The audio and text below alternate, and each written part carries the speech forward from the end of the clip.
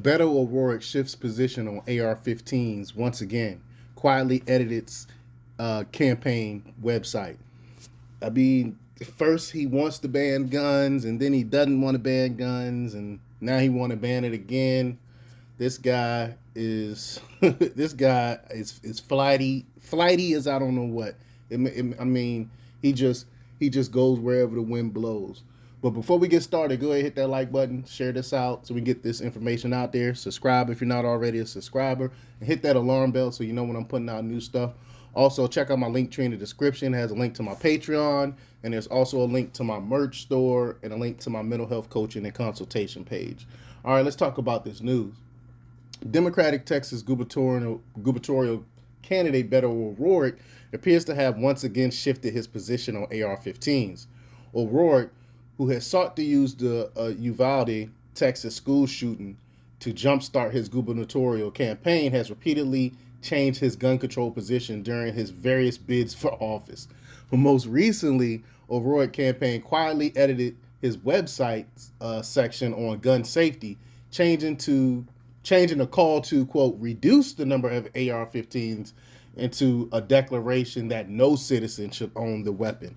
I mean, this guy, I really can't stand this guy, but he really has no shot really at winning the gubernatorial race because Texas is a constitutional carry state. Most people, majority of people, want to be able to have guns, and he's the sole idiot that's going around talking about taking away guns. But the Internet Archive's Wayback Machine shows that as recently as April 1st, the gun safety page included a section that said, quote, and while it might not be the easy or politically safe thing to say, I strongly believe that we need to reduce the number of AR-15s and AK-47s on our streets. Sometime since April 1st, the most recent date archived, the campaign edited the section to say, quote, and while it may not be the easy or politically safe thing to say, I don't believe any civilian should own an AR-15 or AK-47. O'Rourke has previously dialed back his aggressiveness on gun control after falling behind incumbent Republican Governor Greg Abbott in the polls. And I remember he had came out and was like, I'm not gonna take your guns. Well, first he said I am gonna take your guns, and then he said I'm not gonna take your gun. Like this guy, I mean, no one believes or listens to what he's saying. I don't even know who.